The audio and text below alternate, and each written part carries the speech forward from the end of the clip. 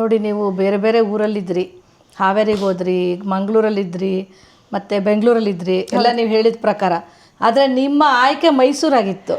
ಹೌದು, ನೀವು ಮೈಸೂರು ಮೇಲೆ ಪ್ರೀತಿ ತೋರಿಸಿರಿ, ಮೈಸೂರು ನಿಮಗೆ ಬದುಕು ಕೊಟ್ಬಿಟ್ಟಿದೆ. ಮೈಸೂರಿಗೆ ಓದಕ್ಕೆ ಅಂತಲೇ ಬಂದಾಗ್ಲೇನೆ ಆ ಮೈಸೂರಿನ ಮೇಲೆ ಪ್ರೀತಿ ಇತ್ತು. ಮೈಸೂರಿನ ಸೆಳ್ತಾ ಇತ್ತು.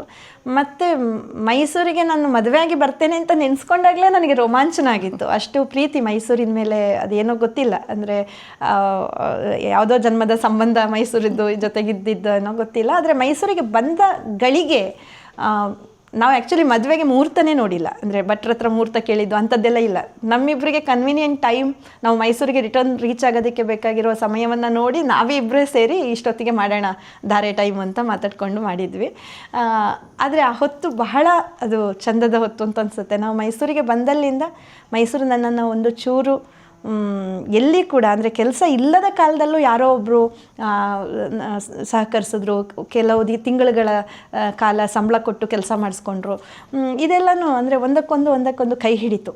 ಮೈಸೂರನ್ನೆಲ್ಲ ನಂದೇ ಅದು. ಹಾಗಾಗಿ ನಾನು ನನ್ನ ಒಂದು ದಿನವನ್ನು ನಾನು ರಜೆ ಅಂತ ಪರಿಗಣಿಸಲ್ಲ. ಸಾಧ್ಯ ಆದಷ್ಟು ಪೌರಕಾರ್ಮಿಕ ಮಕ್ಕಳಿಗಾಗಿರ್ಬೋದು, ನನ್ನ ಧ್ವನಿ ಫೌಂಡೇಶನಲ್ಲಿರೋ ಮಕ್ಕಳುಗಳಿಗೆ ಇರ್ಬೋದು, ನಿರಂತರ ಚಟುವಟಿಕೆಗಳನ್ನು ಮಾಡ್ತಾನೇ ಇದ್ದೀನಿ. ನನಗೆ ರಜೆ, ರೆಸ್ಟು ಈ ಥರದ್ದು ಇಲ್ಲವೇ ಇಲ್ಲ. ಈಗ ಧ್ವನಿ ಫೌಂಡೇಶನ್ ಬಗ್ಗೆ ಹೇಳಿ ಮೇಡಮ್. ಧ್ವನಿ ಫೌಂಡೇಶನ್ ಅದು ಧ್ವನಿಸ್ತಾ ಇದೆ, ಧ್ವನಿ ಅಂತಲೇ ಹೆಸರಿಟ್ಟಿದ್ದೀರಾ. ಸೊ ಏನು ನಿಮ್ಮ ಒಂದು ಫೌಂಡೇಶನ್ನ ಧ್ಯೇಯೋದ್ದೇಶ ಏನು? ನಾನು PUC ಮುಗಿದು ಡಿಗ್ರಿಗೆ ಬಂದಾಗ ನಮ್ಮಪ್ಪ ಒಂದು ಮುಡುಪಡಿ ಕಲ್ಚರ್ ಆ್ಯಂಡ್ ಎಜುಕೇಷನ್ ಟ್ರಸ್ಟ್ ಅಂತ ಇಲ್ಲದ ದುಡ್ಡನ್ನು ಸಹ ಹಾಕಿಬಿಟ್ಟು ಒಂದು ಟ್ರಸ್ಟ್ ಓಪನ್ ಮಾಡಿಕೊಟ್ಟಿದ್ರು. ಆದರೆ ನಾನು ಎಜುಕೇಷನ್ ಬೆನ್ನು ಹತ್ತಿ ಬೇರೆ ಬೇರೆ ಊರಿಗೆ ಹೋದ ನಂತರ ಅದು ತುಂಬ ಆ ಕೆಲಸ ಮಾಡಲಿಲ್ಲ. ಅದು ಎಲ್ಲೂ ಕೂಡ ಒಂದಷ್ಟು ಸಮ್ಮರ್ ಪ್ರೋಗ್ರಾಮ್ಸ್ ಅದು ಅದರ ಅಂಡರಲ್ಲಿ ಆಯಿತು. ಆಮೇಲೆ ಅದು ನಿಂತು ಹೋಯಿತು. ಹಾಗೆ ಮತ್ತೆ ಅದನ್ನು ಮುಂದುವರ್ಸೋಕ್ಕಾಗಲಿಲ್ಲ. ಅಪ್ಪನ ಕನಸದು ಏನಾದರೂ ಒಂದು ಸಂಸ್ಥೆ ಕಟ್ಟಬೇಕು. ನಾನು ತುಂಬ ಇನ್ಸ್ಪೈರ್ ಆಗಿದ್ದಂದರೆ ನನ್ನ ಹೈಸ್ಕೂಲ್ ಮತ್ತು ಪ್ರೈಮರಿ 6ನೇ ಕ್ಲಾಸಿನ ನಂತರದ ದಿನಗಳಲ್ಲಿ ಅಪ್ಪ ಕೆಲಸ ಮಾಡ್ತಿದ್ದಿದ್ದು ಬಾಲಕಾರ್ಮಿಕರಿಗಾಗಿ ಕೆಲಸ ಮಾಡ್ತಿದ್ದ ಒಂದು ಸಂಸ್ಥೆ, ನಮ್ಮ ಭೂಮಿ ಭೀಮಾ ಸಂಘ ಅಂತಾರೆ ಅದಕ್ಕೆ, CWC ಅಂತ, ಕನ್ಸರ್ನ್ಡ್ ಫಾರ್ ವರ್ಕಿಂಗ್ ಚಿಲ್ಡ್ರನ್ ಅಂತ, ದುಡಿಯೋ ಮಕ್ಕಳಿಗೋಸ್ಕರ ಕೆಲಸ ಮಾಡ್ತಿದ್ದ ಸಂಸ್ಥೆ. ಅಲ್ಲಿ ತುಂಬ ಅನಾಥ ಮಕ್ಕಳು ಬರೋರು, ಅಲ್ಲಿರೋರು. ನನಗೆ ಸ್ಯಾಟರ್ಡೆ ಸಂಡೇ ರಜಾ ಸಿಕ್ಕಿದ್ರೆ ನಾನು ಅಲ್ಲಿಗೆ ಹೋಗ್ತಿದ್ದೆ. ಆ ಮಕ್ಕಳುಗಳ ಜೊತೆನೇ ಊಟ ತಿಂಡಿ ನಿದ್ದೆ ಎಲ್ಲವೂ ಆಗೋಗ್ತಿತ್ತು. ಅಲ್ಲಿ ಅವರಿಗಿರುವ ಮಿನಿಮಮ್ ಏನು ಹೇಳೋದು ಫೆಸಿಲಿಟೀಸ್ ಜೊತೆ ನಾನು ಬದುಕ್ತಾ ಇದ್ದೆ. ಹಾಗಾಗಿ ಬದುಕು ಅಂದರೆ ಬಡತನ, ಅಪ್ಪ ಅಮ್ಮ ಇಲ್ದಿರೋ ಮಕ್ಕಳ ಬದುಕು ಏನು ಅನ್ನೋದು ನನಗೆ ಗೊತ್ತಾಯಿತು. ಅದು ನನಗೆ ಸಹಜ ಅನಿಸ್ಬಿಟ್ಟಿತ್ತು. ಈಗ ಆ ಥರದ ಒಂದು ದಿನ ಬದುಕೋಕ್ಕಾಗಲ್ವೇನೋ, ಆದರೆ ಆವಾಗ ನೋಡಿದ್ದೆ ನಾನು. ಹಾಗಾಗಿ ಮಕ್ಕಳ ಫೀಲಿಂಗ್ಸ್ ಜೊತೆಗೆ ನಾನೊಬ್ಳು ಸಣ್ಣ ಹುಡುಗಿ ಆಗಿದ್ರೂ ಕೂಡ ನಾನು ಅವರಿಂದ ಒಂದು ಹಂತ ಮೇಲೆ ನಿಂತು ಅವ್ರ ಬಗ್ಗೆ ಯೋಚನೆ ಮಾಡುವಂಗಾಯಿತು. ಸೊ ಈ ಎಲ್ಲ ಸಾಧ್ಯತೆಗಳು, ಅನುಭವಗಳು ನನಗೆ ಕೆಲಸ ಮಾಡೋಕ್ಕೆ ಪ್ರೇರೇಪಣೆ. ಆ್ಯಕ್ಚುಲಿ ಧ್ವನಿ ಫೌಂಡೇಶನ್ ಅನ್ನೋ ಧ್ವನಿ ಅಂತ ಇಟ್ಟಿದ್ದೇನೆ. ಯಾರು ವಾಯ್ಸ್ ಇಲ್ಲದವರಿದ್ದಾರೆ, ಧ್ವನಿ ಇಲ್ಲದವರಿದ್ದಾರೆ, ಅವರಿಗೆ ನಾನು ಒಬ್ಬಳು ಶಕ್ತಿ ಕೊಡೋಳಾಗಬೇಕು ಅನ್ನೋದು ನನ್ನ ಕನಸಿದೆ. ತುಂಬ ಜನ ಹೆಣ್ಣು ಮಕ್ಕಳು ತೊಂದರೆಯಲ್ಲಿದ್ದಾರೆ. ಹಳ್ಳಿಗಳ ಹೆಣ್ಣು ಮಕ್ಕಳ ಸಮಸ್ಯೆಗಳನ್ನು ಕೇಳುವವರೇ ಇಲ್ಲ. ಸಿಟಿಯಲ್ಲಿ ಇರುವವರ ಬದುಕಲ್ಲೂ ಎಷ್ಟೊಂದು ಕಷ್ಟಗಳು, ಸಂಕಷ್ಟಗಳು ಎಲ್ಲ ಇದ್ದು ಯಾರೂ ಇಲ್ಲದ ಹಾಗೆ ಬದುಕುವವರು ತುಂಬ ಇದ್ದಾರೆ. ಸೊ ನನ್ನಿಂದ ಸಾಧ್ಯ ಆದಷ್ಟು ನನ್ನ ಸುತ್ತಮುತ್ತಲಿನ ಜನರಿಗೆ ಅನುಕೂಲ ಮಾಡಬೇಕು ಅನ್ನೋದೊಂದು ನನ್ನ ಕನಸು. ಯಾರು ಕೂಡ ನನ್ನ ಸುತ್ತಲಿರೋರು ಒಂದು ಅನಾಥ ಪ್ರಜ್ಞೆಯಿಂದ ಬಳಲಬಾರ್ದು, ಸಾವಿನ ಕಡೆಗೆ ತಾವಾಗಿ ತಾವು ಹೋಗೋ ಹಾಗಾಗಬಾರ್ದು. ಇಂಥದಕ್ಕೆ ಎಲ್ಲನೂ ಒಂದಷ್ಟು ಪ್ಲ್ಯಾನಿಂಗ್ಸ್ ನಡೀತಾ ಇದೆ. ಧ್ವನಿಗೆ ಬರೀ 3 ವರ್ಷ ಇನ್ನೂ ತುಂಬಿಲ್ಲ.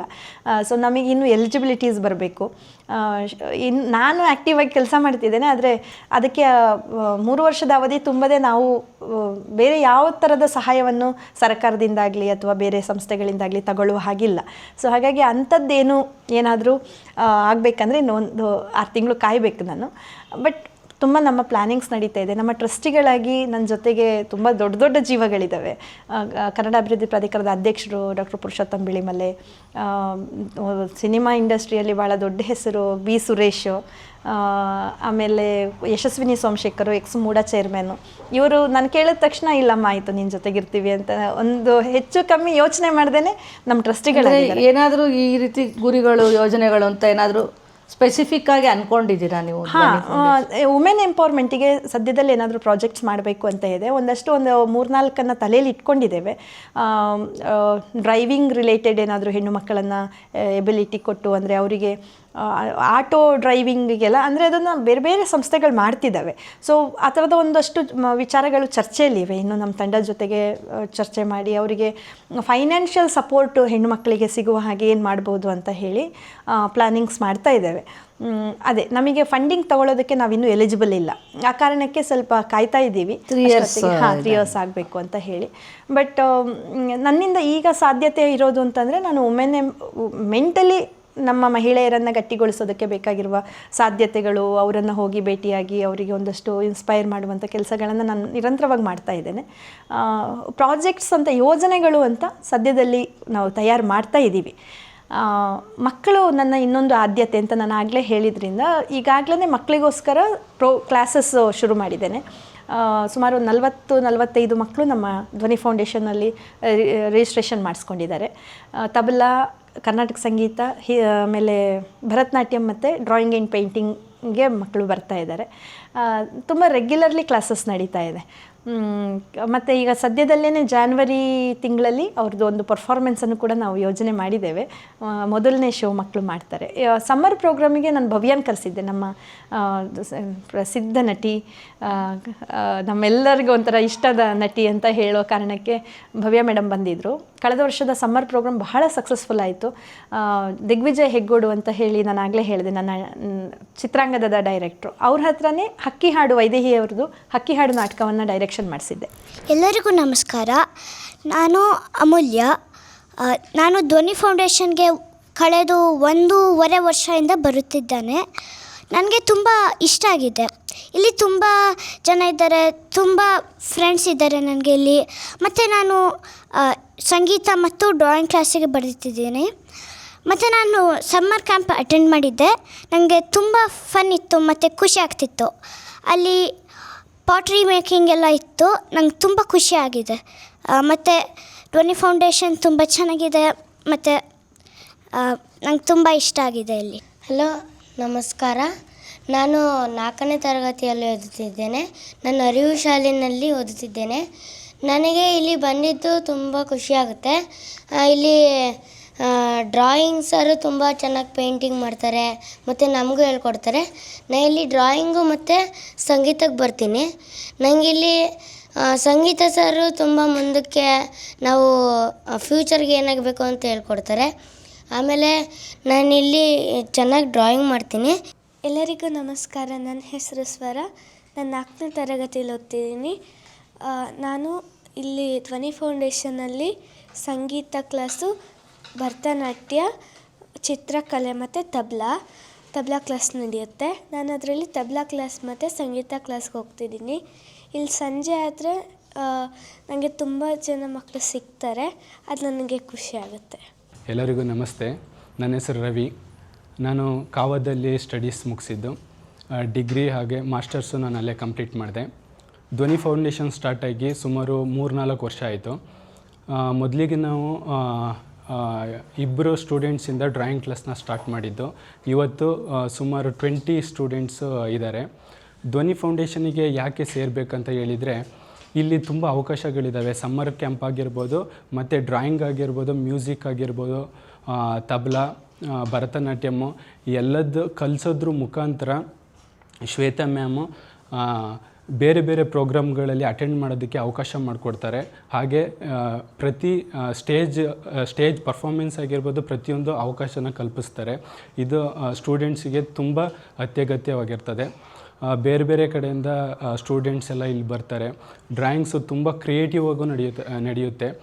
ಡ್ರಾಯಿಂಗ್ಸ್, ಪೇಂಟಿಂಗ್ಸ್ ತುಂಬ ಕ್ರಿಯೇಟಿವ್ ಆಗಿ ನಡೆಯೋದ್ರಿಂದ ಅವರಿಗೆ ಬೇರೆ ಬೇರೆ ರೀತಿ, ಅವರಿಗೆ ಮುಂದೆ ಇನ್ನೂ ಅವಕಾಶಗಳು ಸಿಗೋ ರೀತಿ ಈ ಧ್ವನಿ ಫೌಂಡೇಶನ್ನು ಅವಕಾಶವನ್ನು ಕಲ್ಪಿಸ್ಕೊಡುತ್ತೆ.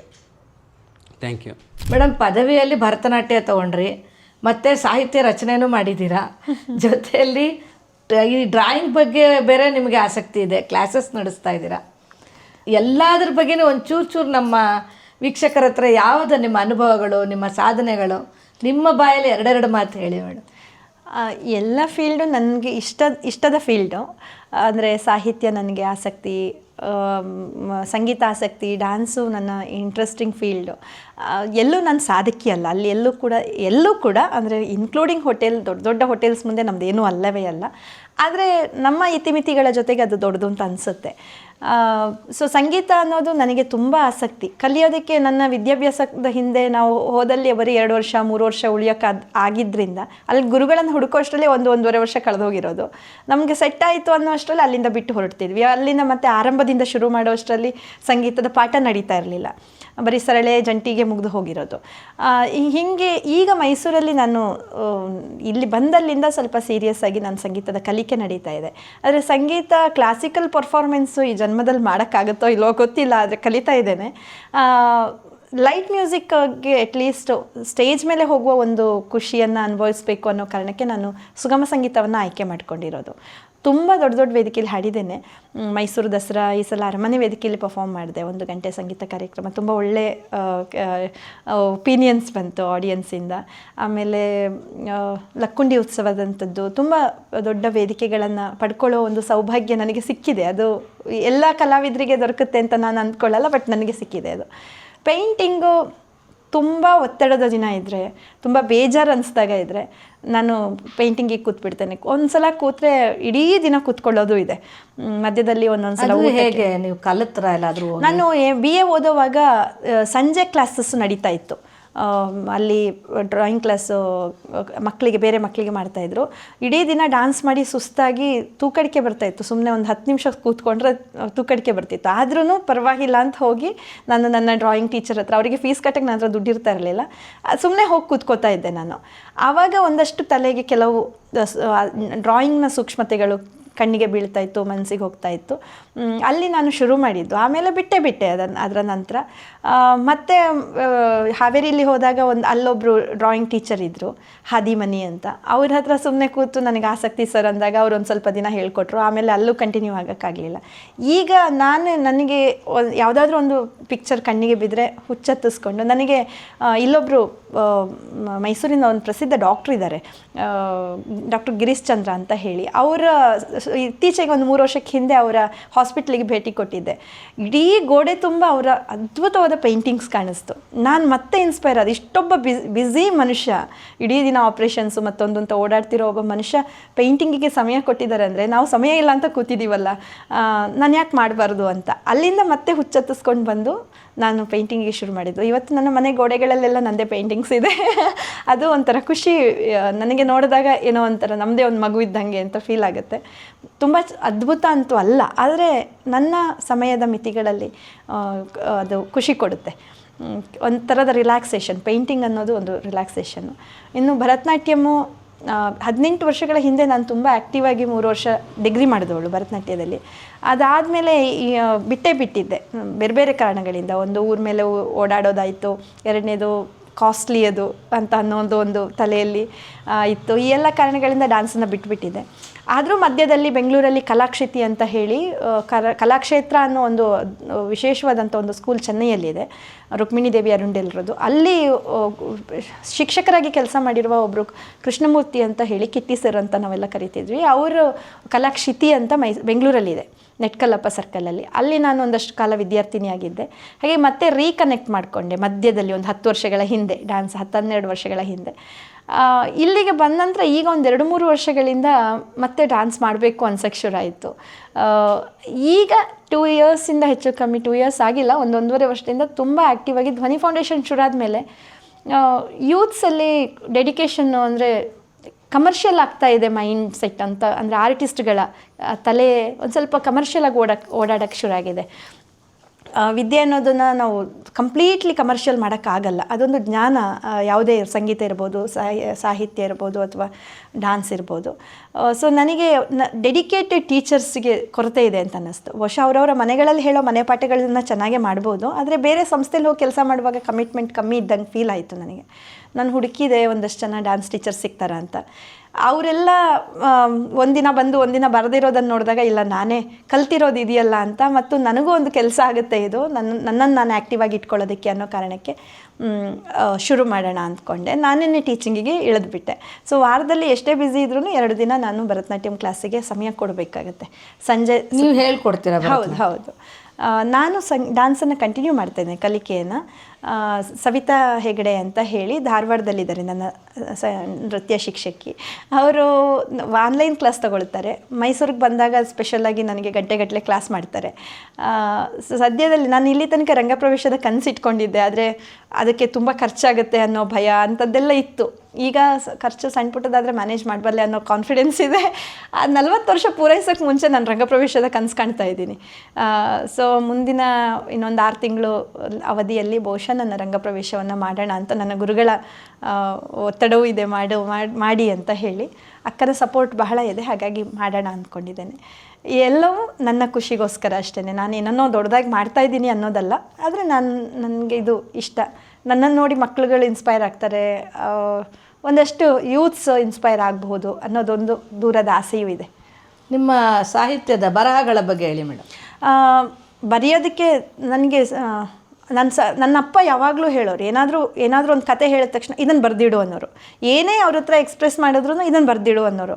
ಹಾಗಾಗಿ ಬರವಣಿಗೆಯನ್ನು ಶುರು ಮಾಡೋಕ್ಕೆ ಅವರೇ ಮೇಯ್ನ್ ರೀಸನ್ನು. ಎಮ್ ಎ ಓದುವಾಗ ಫೋಕ್ಲೋರಲ್ಲಿ ಎಮ್ ಎ ಮಾಡಿದಾಗ ನನಗೇನೇನು ಎಕ್ಸ್ಪೀರಿಯನ್ಸಸ್ ಆಗಿದೆ ಫೀಲ್ಡ್ ವರ್ಕಲ್ಲಿ ಅದನ್ನೆಲ್ಲನೂ ಬರೆದಿಡು ಅಂತ ಬರವಣಿಗೆ ಶುರು ಮಾಡಿಸಿದ್ರು ಆವಾಗ. ಆಮೇಲೆ ನನಗೆ ಅಕಾಡೆಮಿ 1 ಲಕ್ಷ ರೂಪಾಯಿ ಫೆಲೋಶಿಪ್ ಕೊಡ್ತು, ಆ ಕಾರಣಕ್ಕೆ ಬರವಣಿಗೆ ಶುರು ಆಯಿತು.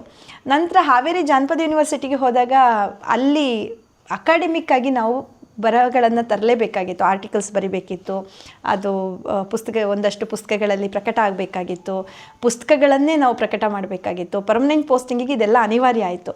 ಆ ಥರದ ಒಂದು ಪ್ರೆಷರು ನನಗೆ ಬರವಣಿಗೆಗೆ ಪ್ರೇರೇಪಣೆ ಕೊಟ್ಟಿದ್ದು. ತುಂಬ ಬರೆಯೋಕ್ಕೆ ಕೂತ್ರೆ ತುಂಬ ಚೆನ್ನಾಗಿ ಬರಿತೇನೆ, ಆದರೆ ಈ ಎಲ್ಲ ಒತ್ತಡದ ಮಧ್ಯೆ ಬರವಣಿಗೆ ಸ್ವಲ್ಪ ಕಮ್ಮಿ ಆಗ್ತಿದೆ ಅಂತ ಅನ್ನಿಸ್ಲಿಕ್ಕೆ ಶುರು ಆಗಿದೆ. ಬಟ್ ಈ ವರ್ಷಕ್ಕೆ ಒಂದು ಪುಸ್ತಕನಾದರೂ ಅದ್ಭುತವಾದ ಪುಸ್ತಕ ತರಬೇಕು ಅನ್ನೋದು ಈ ವರ್ಷದ ಗುರಿ ಇದೆ. ನೋಡಬೇಕು, ಈ ವರ್ಷ ಇನ್ ದ ಸೆನ್ಸ್ ಮುಂದಿನ ವರ್ಷ ಬರ್ತಾ ಇದೆಯಲ್ಲ. ಕಳೆದ ವರ್ಷ ಅಂದ್ಕೊಂಡಿದ್ದೆ, ಆಗಲಿಲ್ಲ. 5 ಪುಸ್ತಕ ನಂದು ಪ್ರಕಟ ಆಗಿದೆ.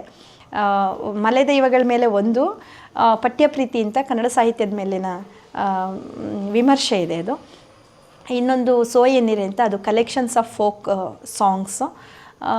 ಮತ್ತು ಕಾಡುಗೊಲ್ಲ ಟ್ರೈಬ್ಸ್ ಮೇಲೆ ಒಂದು ಫೀಲ್ಡ್ ವರ್ಕ್ ಮಾಡಿದ ಒಂದು ಬರಹ. ಅದು ಮೋಹನ್ ಕುಮಾರ್ ಅಂತ ತುಂಬ ಕ್ರಿಯೇಟಿವ್ ಆರ್ಟಿಸ್ಟ್ ಒಬ್ಬ ಇದ್ದಾನೆ.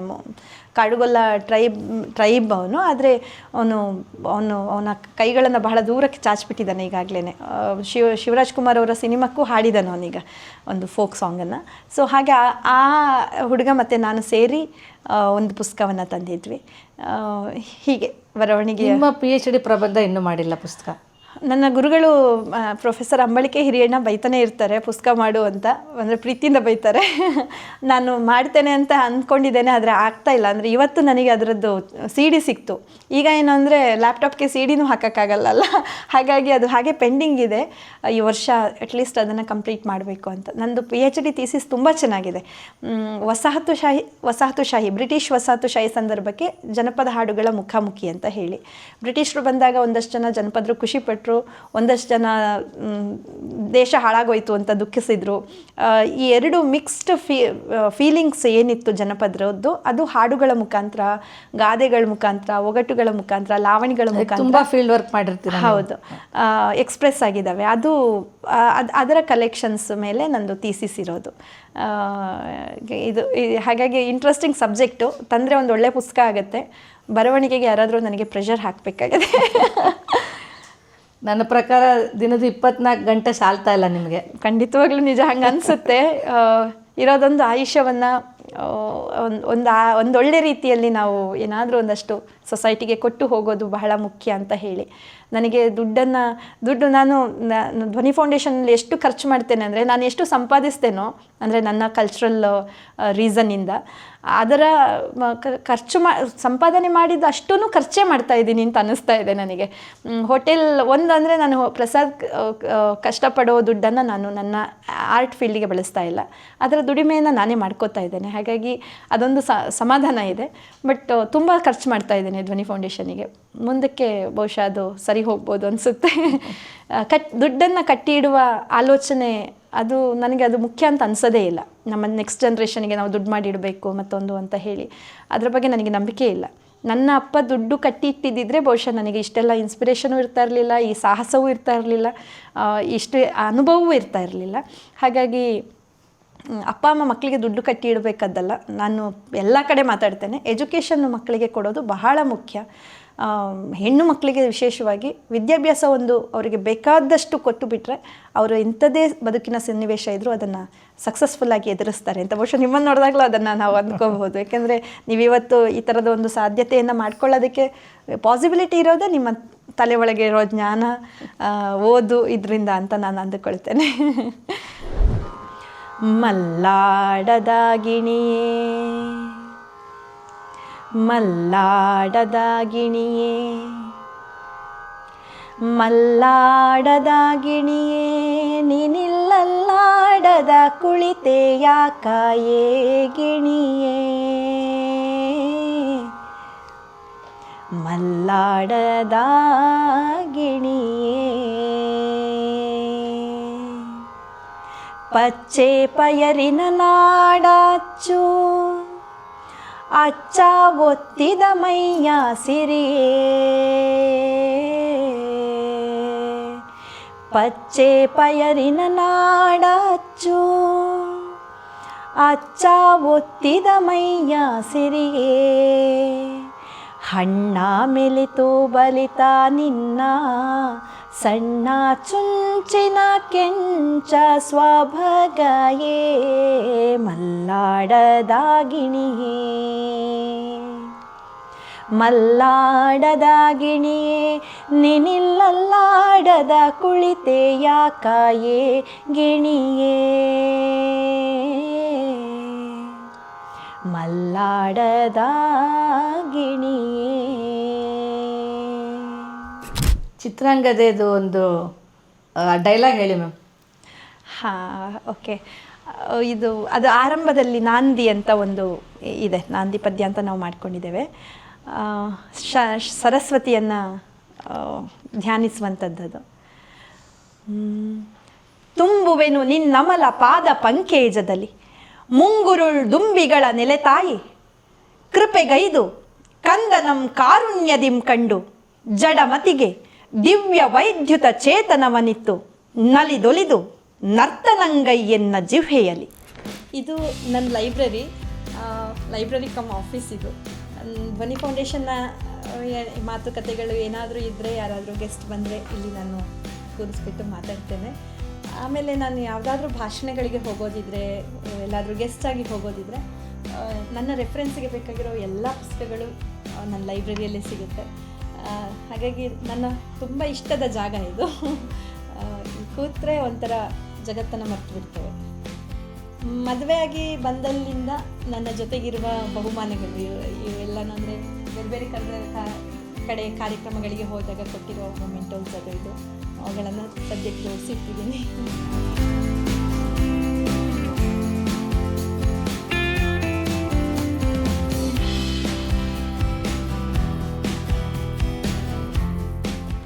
ಕಲಾ ಸರಸ್ವತಿಯ ತಪಸ್ಸಿನ ನಡುವೆಯೇ ಅವರು ಲಕ್ಷ್ಮಿಯನ್ನು ಒಲಿಸ್ಕೊಂಡಿದ್ದಾರೆ. ಅದು ಶ್ವೇತಾ ಅವರ ಸಾಧನೆ ಅಂತ ನಾನು ಹೇಳ್ತೀನಿ. ಡಾಕ್ಟರ್ ಶ್ವೇತಾ ಮಡಪ್ಪಾಡಿ ಅವರಿಗೆ ದಿನದ 24 ಗಂಟೆಗಳು ಸಾಲ್ತಾ ಇಲ್ಲ.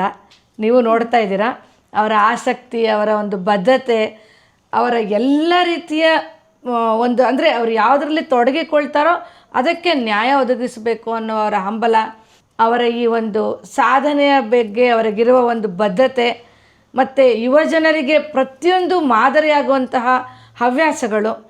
ನಾನೇನಾದರೂ ಒಂದು ಸಮಾಜಕ್ಕೆ ಮಾಡಬೇಕು, ಸಮಾಜ ನನಗೆ ಏನು ಕೊಡ್ತಾ ಇದೆ ಅದನ್ನು ನಾನು ಸಮಾಜಕ್ಕೆ ಹಿಂತಿರುಗಿಸ್ತೀನಿ, ಬೇಕಾದವ್ರಿಗೆ ಅವಶ್ಯಕತೆ ಇರುವವರಿಗೆ ನಾನು ಸಹಾಯ ಮಾಡ್ತೀನಿ, ಧ್ವನಿ ಯಾರ್ದು ಅಡಗಿ ಹೋಗಿದೆಯೋ ಅಂಥವರಿಗೆ ನಾನು ಧ್ವನಿಯಾಗಿ ನಿಲ್ಲುತ್ತೀನಿ ಅನ್ನುವಂಥ ಒಂದು ಸಮಾಜಮುಖಿ ಕೆಲಸಗಳನ್ನು ಮಾಡುವ ಪ್ರತಿಯೊಂದು ಅವರ ಒಂದು ಚಿಂತನೆ, ಆಲೋಚನೆ ಎಲ್ಲವೂ ನಮ್ಮಂಥವರಿಗೆ ನಿಮ್ಮಂಥವರಿಗೆ ಮಾದರಿನೇ. ಡಾಕ್ಟರ್ ಶ್ವೇತಾ ಮಡಪ್ಪಾಡಿ ಮೇಡಮ್ ಅವರಿಗೆ ಒಳ್ಳೆಯದಾಗಲಿ, ನಿಮ್ಮ ಕನಸುಗಳು ನನಸಾಗಲಿ, ಇನ್ನೂ 100 ಕನಸುಗಳನ್ನು ಕಟ್ಟಿಕೊಳ್ಳಿ, ಆ ಕನಸುಗಳನ್ನೆಲ್ಲ ನನಸು ಮಾಡ್ಕೊಳ್ಳಿ ಅಂತ ಹೇಳ್ತಾ ನಿಮ್ಮ ಮುಂದಿನ ಬದುಕು ಬಂಗಾರವಾಗಲಿ ಅಂತ ಹಾರೈಸ್ತೀನಿ ಮೇಡಮ್. ಥ್ಯಾಂಕ್ ಯು ಮೇಡಮ್, ತುಂಬ ಧನ್ಯವಾದ. ನಮ್ಮ ಮನೆ ತನಕ ಬಂದು ನಿಮ್ಮ ಸಮಯವನ್ನು ನಮಗೋಸ್ಕರ ಇಟ್ಟಿದ್ದಕ್ಕೆ ನಾನು ಯಾವಾಗಲೂ ನಿಮಗೆ ಋಣಿಯಾಗಿರ್ತೇನೆ. Thank you so much. ನಿಮ್ಮ ಚಾನೆಲ್ ಚೆನ್ನಾಗಿ ಬೆಳೀಲಿ ಅಂತಲೂ ನಾನು ಆಶಿಸ್ತೇನೆ ಮೇಡಮ್. ಧನ್ಯವಾದಗಳು. ಈ ಒಂದು ಸಂಚಿಕೆ ನಿಮಗೆ ಇಷ್ಟವಾಗಿದ್ದಲ್ಲಿ ಇದನ್ನು ನೀವು ಲೈಕ್ ಮಾಡಿ, ಶೇರ್ ಮಾಡಿ ಮತ್ತು ಕಮೆಂಟ್ ಮಾಡಿ ಅಂತ ಕೇಳ್ಕೊಳ್ತೀನಿ. ಅಮೋಘಂ ಚಾನೆಲ್ಗೆ ನಿಮ್ಮೆಲ್ಲರ ಪ್ರೋತ್ಸಾಹ ಹೀಗೆ ಮುಂದುವರಿಯಲಿ ಅಂತ ಕೇಳ್ಕೊಳ್ತೀನಿ. ನಮಸ್ಕಾರ.